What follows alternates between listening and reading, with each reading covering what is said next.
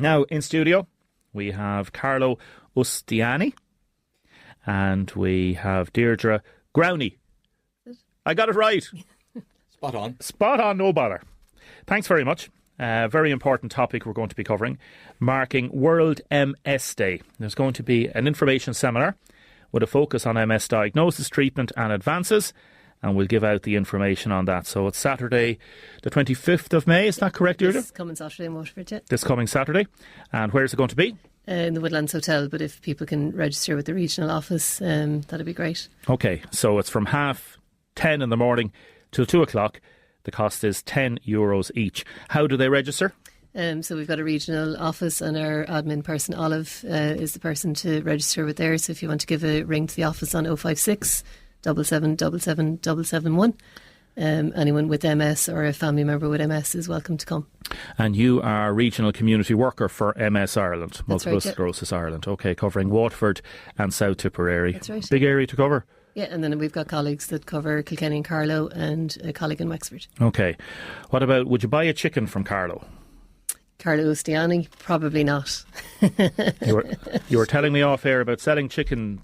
Where did you sell the chickens? That was a long time ago. Go on, tell us about the chickens. I worked out in Saudi Arabia and I was head of sales and marketing for a poultry company. And we had all these chickens that we were producing, processing and then selling.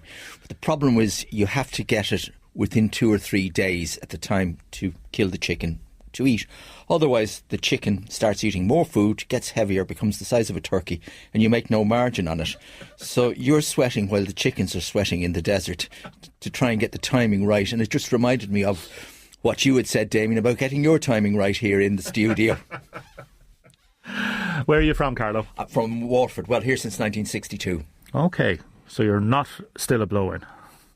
Some people would still look at you blowing. I think you've got to be about third or fourth generation before you lose that stigma. Where's home? Home is the Dunmore Road in Waterford, just across the road from the studio here, and has been for the last 25 years. Is there a bit of a Dublin accent there? Is there what am I getting? I don't. Well, I went to school in Waterford. Dunmore Road accent. No, I went to school in Waterford. Went to Water Park. Then moved into sales, worked a bit abroad, worked in Ireland, and lots of different companies. Lots of different companies, yeah. What was the main one? Oh, too many to mention. I would have started off in Cadbury's, which was wonderful. Great company. I worked for some other confectionery companies around Ireland. I worked in the Middle East for about 7 years, between poultry, football, dairy. So yeah, I'm kind of a jack of all. Anybody want to text in, please, if they know Carlo and any little secrets of Carlo's life, his past life, or anything at all, let us know. Be prepared, there will be a retort. Hey, lovely. Talk to me about family. Family, I'm married to Laura. Hello, Laura. From Passage East. I have we have 2 children, Jane and Lucy. Jane is a microbiologist and Lucy is at college at university. She's becoming a secondary teacher. She's in her first year. As I say, we've been living down for the last 24 years down in Ballinakill-Downs. Lovely place to live. Lovely place to live. Very happy, very contented. Good neighbours, good family. Good neighbours, good community, family, good community around, just beside everything. Got beaches, you got everything down here. I'm quite content. Do you follow the rugby? The international? Yes, I would watch. And you're going to ask me who do I lean to? Yeah, be Ireland number 1, but I do like to see Italy win a few games.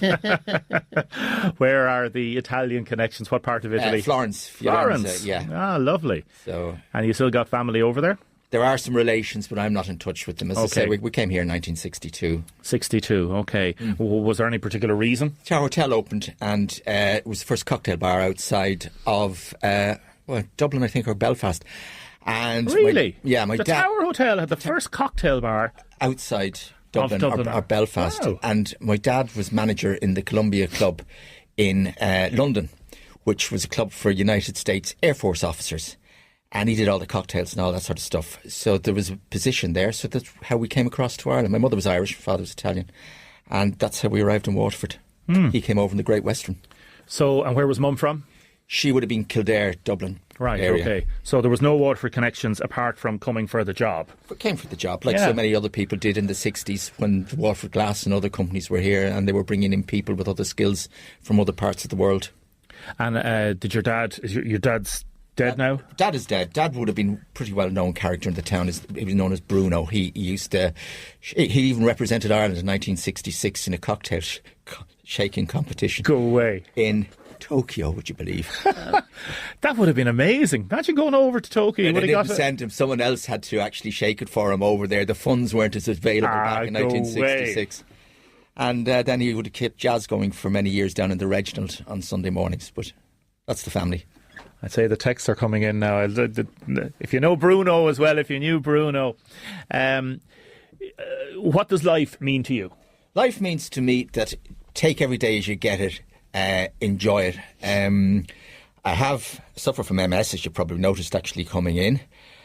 I think Ireland is a good place to have it. I look around and sometimes, you see other first world countries and we are a first world country, and the services that are here, the availability that is here, the modern drugs that are here is wonderful. I have friends in America and that, and they can't avail of some of the treatments that we can get here unless you've got very, very good insurance. So all in all, no, there are needs and will always be needs, but Ireland is quite a good country, and I just like to say that because there's an awful lot of bashing that goes on of the HSE and the actual system, and have what I have. I don't know whether in Libya or Pakistan or Mongolia or wherever, and it's a different kettle of fish altogether. And then we've got the support of the MS Society as well for people like Deirdre there's good support system there, and you can meet other people and speak with other people who actually have it as well, and you compare, and then you like to see if you can give a bit of assistance yourself.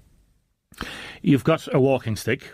That's the only thing that I would have noticed. That's for a short one because the car is just outside, but I would also use, if I were going for, say, to Tramore on the prom, I would use a rollator, which is, you push it, it's with four wheels and you can hold on to it. And then I have a mobility scooter to get around on it. I'm not in a wheelchair.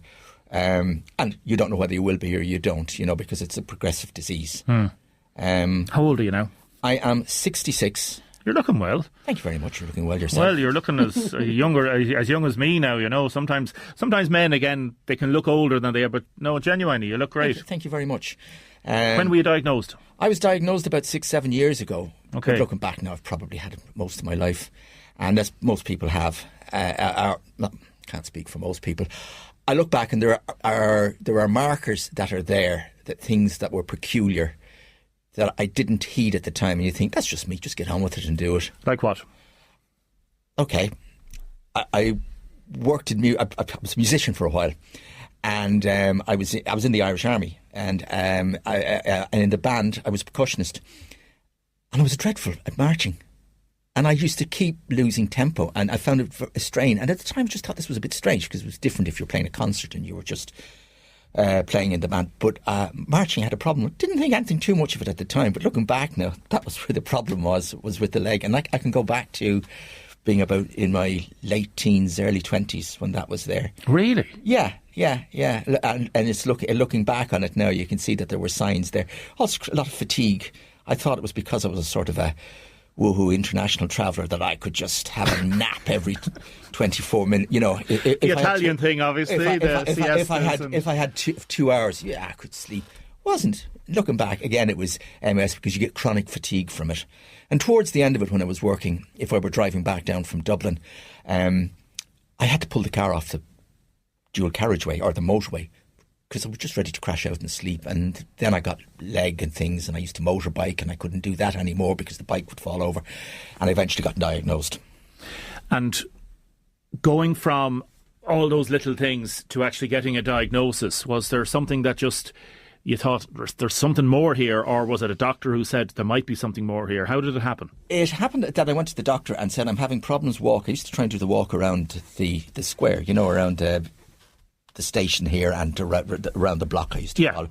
And I couldn't get rhythm. Couldn't get out of step. And then I was finding there was a problem with the knee and the leg. And then I thought there was a problem from clutching because I was doing so much driving as a sales manager.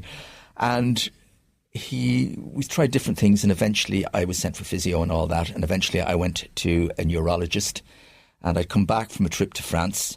We'd been on our bikes, we'd driven down to Cannes, and I dropped the bike once or twice where the leg had gone from under me and come over, and I just walked in and met him. Fantastic guy called Crowley. And he just said, "You've got MS," he said. And that was that. So then he said, "You're fortunate," he said, "in so much of this had happened 10 years ago. We didn't have the drugs, but there's been great breakthroughs in the actual tablets available now. And, well, touch wood, here I am." When he said it to you? A bit of a oof. Yeah, it took the wind out of my sails. It wasn't an overdramatic moment or something like that. It was more, he's direct, and I like people that are direct. Yeah. And it was, right, okay, I suppose a typical thing from working in the commercial world. It's, okay, right, that's that. Now, where do we go from now? Because, you know... Where do we sell the next chicken? Yeah. The next bar of chocolate. And how have you coped mentally with this? Mentally, I suppose family have been great. Yeah. Do you get sad? Yeah. The hard part, the day goes through sessions. So you can get up in the morning. Mornings are the worst. Morning is like having, sometimes I find with the fatigue, and it affects everyone completely different. It's like having the flu and a hangover, trying to get yourself out of the bed. And then you come through and you get something to eat and allow yourself lots of time. For me personally, just to get ready. I try and go to the gym maybe 3 times a week. Just swimming. Excuse me. Over here at the Woodlands, is it? Over the Woodlands, tower? yeah. No, use the Woodlands. Yeah. And that's nice, and you meet other people up there, and we're all a load of old geezers there in the morning, put the world to rights as well. And that all helps, and it's social. I have a good circle of friends as well. And I get out quite a bit and I meet them. And that's very, very important because, you know, you're at home, my wife is working. You know, what you don't want to do is slump down and sit in front of the telly all day. Now, there are people who have to because physically you can't get up. But as long as you can get up, try and get up. I read a very good quote the other day from Enzo Ferrari. He said, you work for as long as you can. Work until your 70s or 80s because if you stop, you have to think about death. Yes. And it was a strange philosophy, but it was his philosophy of growing older and whether one has an illness or not has an illness or a condition. How do you describe MS? It's an illness. It's also a condition. It's a progressive neurological condition. Yeah. Yeah, that's it. I mean, and, you know, not bringing any morbidity into it, I've known so many people that have given their all to companies. Yeah. They've been fairly senior people. And they're dead within a year of giving it up. And you wonder, was it the work which kept them going, to quote Enzo Ferrari? But, you know, that's life. Yeah. You seem to be and the reason I wanted to start this conversation with a kind of a potted history of you, just to get a flavour of who you are and your mentality. And I can see how you're coping with it very well. But I don't know, because I don't know you. I think I'm coping reasonably well. And the other thing is to keep a sort of a little bit of your finger in as well. I do a little bit of work with the society as well. Okay. So I'm actually the local treasurer. So that, you know, even if it's only having, is that how did I used to do a spreadsheet? Oh, yeah, now I remember now. And just to do a few things like that, and then we have meetings and things like that. And you feel, well, maybe you can give a little bit back. But it also, it keeps the hand in as well. Yeah, because again, it's not a morbid interview or anything like that. We're talking about the positivity of this. We were due to have a chat with 2 ladies who are organising a thing called the Death Cafe out in Trelawney. Excuse me. We won't get to it this morning. But they're talking about how people approach death, whether people have illnesses or not have illnesses, whether people are spiritual, whether people are atheist, or agnostic, whatever the case may be. And it's something that we can't escape from. But then the difference... when somebody is told that they have a particular condition or an illness, that in some way may lead them to focus more on, okay, where am I going with this? And people deal with it differently. Yeah, and there's different types of spirituality as well. Yeah. I mean, you know, people sort of seem to think if someone is an agnostic or an atheist or whatever, that they're not going to be spiritual. Well, people are spiritual, and I believe, like, you can even say Christian in different ways, and how you treat your fellow man and your attitudes and things like that. It's not really defined. Well, it is defined, but in your own mind, it doesn't have to be defined, I believe. And I've always learned, and again, going back to business, if you were trying to cut a deal or gain something, great saying, well, if someone says no is a decision, because once you've been told no, then you can move on. Not that, well, maybe he will next week, maybe when he's spoken to the board. No, that's it. Now, move on. Where do we go next? And it's just a philosophy I tend to follow. And that's just something that's inherent within you? I believe so. Yeah. And I think what Carlo is describing is what we would professionally describe as really good self-management. So when people are diagnosed with MS... She's praising you now, Carlo. You're in trouble. You complimented him on how well he looks. Like, he's talking about the activities that he does, the social engagement, the volunteering. All of those things have kept him well. So the MS can take on a life of its own. It can be very unpredictable. It's a progressive condition. So just as you're wrapping your head around the diagnosis, it might bring some other gifts that it hadn't before. It's constantly changing for people. If I had 10 people with MS in the room with us, none of them would present the same. So we might have some younger people that have been diagnosed in the last 2 or 3 years. They would have a lot more progression of disability than you would see maybe in Carlo here today. But it is about resilience, it's about your attitude, it's about your outlook. But that can be very difficult for people. I presume it can. And anger is never going to change anything. No, but it happens.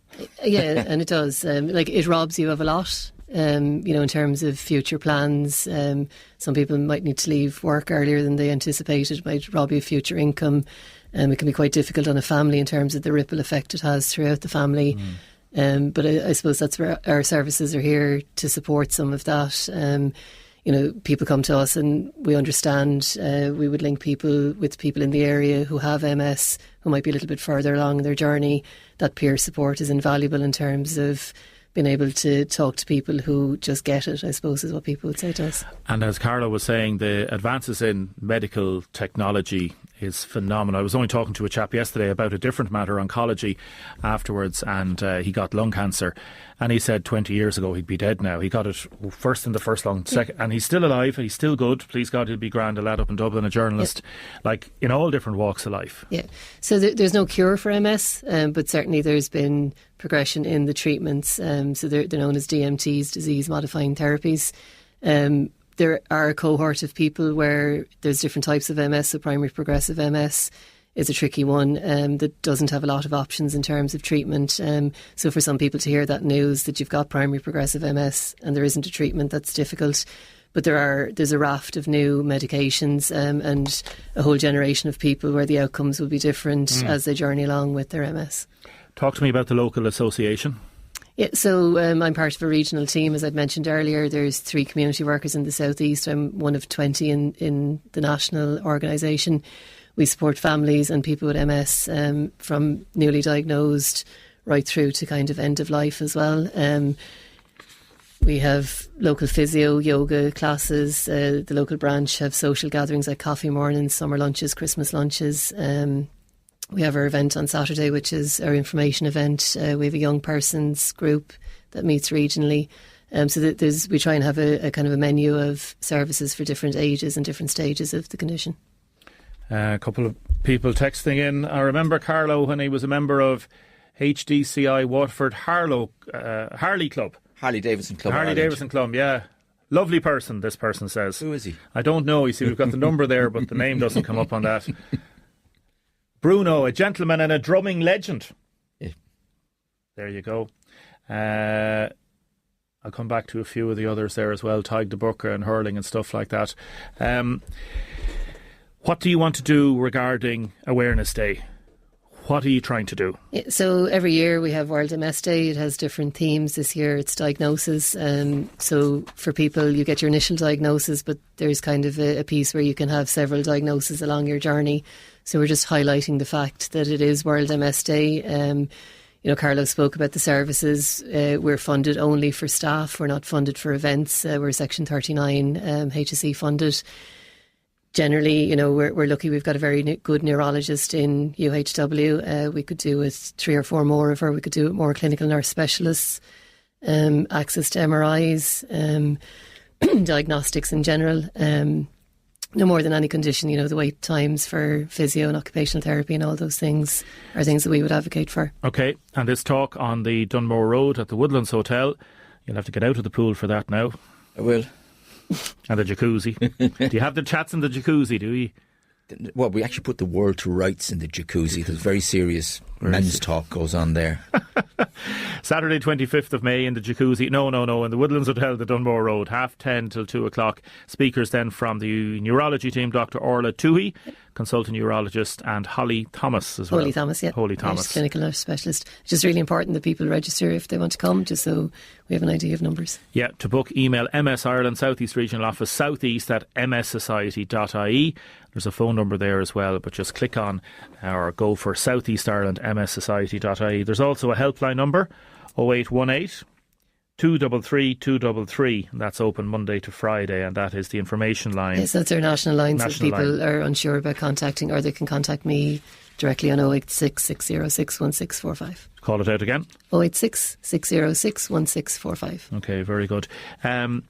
The importance of the local association, Carlo. Importance of it is when you get diagnosed, particularly when you're diagnosed first, there's a lot of new things that actually happen. It's going to have a financial impact on you've got to think of the realities, and people may have children in college, school, whatever like that. And you're dealing with a whole set that you don't know. So there's the actual disease itself that you're trying to find out about. Then there's the financial implications, what you can get, what you can't get, what you will need to get, how you will do. And that's a whole, it's like learning a new lifestyle. So found that very good. I've been very fortunate. I was fairly old when I was diagnosed. I know people that are a lot younger, and it's tough on them. But the drugs are making advances all the time. And my own neurologist said to me, if this had happened to you 10 years ago, now this is going back 5 years, he says, you'd be just getting into a wheelchair. But he says, we have, because of the drugs that are available now, you can staunch what's actually happening. Good. Thanks. You're most welcome. Cadbury's, chickens. The Irish Army. How long were you in the Army for? Oh, I did 7 years, 6 or 7 years. I was in the Army School of Music. Right. I kind of wasn't a great soldier, so I You decided to leave? I put myself out, and I joined Cadbury's actually as a junior rep. So, but that was my alma mater, Cadbury's. I'd say we could do a podcast on this man. A good 2-hour chat. I'd say it's very interesting. Just before we finish up, there's another part of the campaign. It's the light up the buildings. So our chairperson Leslie Warren has Christchurch Cathedral, Theatre Royal, City Hall, Shaw's. There's a couple of buildings around the city that you'll see in the MS red and blue colours. And I would just like to say thank you to Sanofi, who are wonderful in sponsoring the MS run. I want to thank Garrett Motion, again, who are another big supporter. Christchurch Cathedral have been very generous this year. And then our friends down in the Marina Hotel, who support us for all our meetings and social evenings and gatherings and all that. Thanks, guys. Lovely. Carlo, thank you very much. Thanks very much. And I really appreciate it. Deirdre, thank you very much. Cheers.